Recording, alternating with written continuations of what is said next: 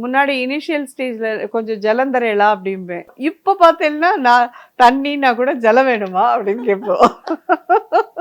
சில சமயம் நானே நினைச்சுப்பேன், எங்கேயோ வந்து மாட்டிட்டு தேவையாடி உனக்கு. இப்போ என்ன வந்து எல்லாருமே கேலி பண்றா, ஏத்தாப்புல கேமரா இருக்குங்கிற அந்த ஃபியரே இல்லை, நீ பாட்டுக்கு பேசிட்டு இருக்க. இப்போ 1/2 காசு கொடுத்து ஆரம்பிக்க சொல்லி 1 காசு கொடுத்து ஓய சொல்ற மாதிரி ஆயிடுத்து நிலைமை.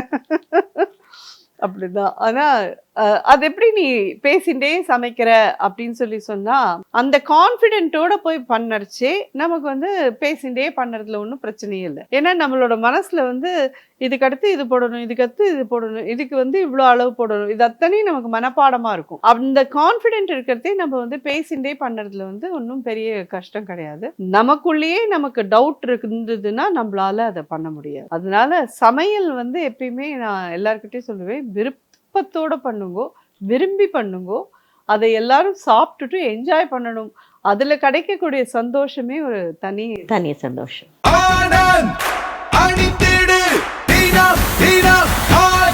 ஆனந்த், ஒரு சுகமான உள்ளாடை.